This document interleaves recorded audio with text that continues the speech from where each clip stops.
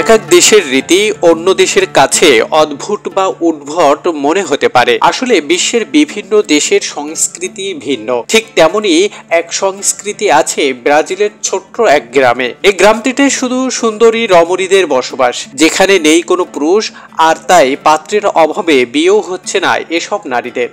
কিছুদিন যাবৎ সেসব নারীরা পাত্রের সন্ধানে পুরুষদের আগমন জানাচ্ছেন তাদের গ্রামে।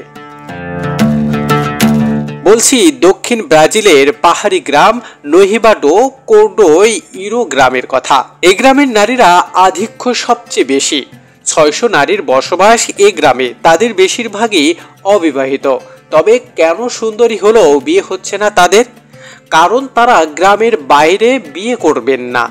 আবার সেই গ্রামে নেই কোনো পুরুষ। তাই যেসব পুরুষরা তাদের সঙ্গে এই গ্রামে বসবাস করবে, সুন্দরী নারীরা তাদেরকেই বর বানাবে। এমনই শর্ত এই গ্রামের মেয়েদের। মাত্র কয়েকজন নারী বিবাহিতা, তারপরও কখনো গ্রাম ছাড়েননি।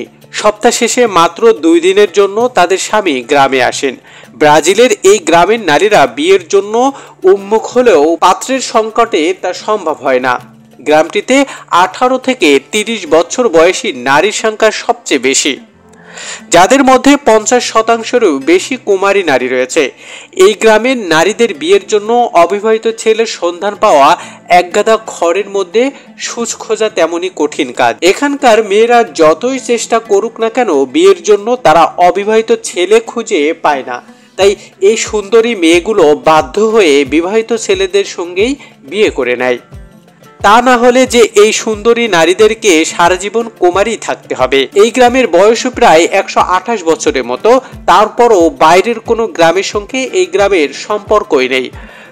এছাড়া কৃষি কাজ সহ বিভিন্ন কাজে স্ত্রীকে সাহায্য করে। তবে সন্তানদের দেখাশোনা থেকে শুরু করে জীবিকা নির্বাহ সবই সামলায় এই গ্রামের নারীরা। ছেলে সন্তানের বয়স 18 বছর বয়স হলে তাদেরকেও বাইরে পাঠিয়ে দেন মায়েরা। ফলে ক্রমেই পুরুষ শূন্য হয়ে পড়েছে গ্রামটি। এই গ্রামের সব নারীরাই সুন্দরী, তা সত্ত্বেও রীতির কারণে কোনো পুরুষই তাদেরকে জীবনসঙ্গী হতে চান না। এর পেছনে এক ইতিহাসও আছে।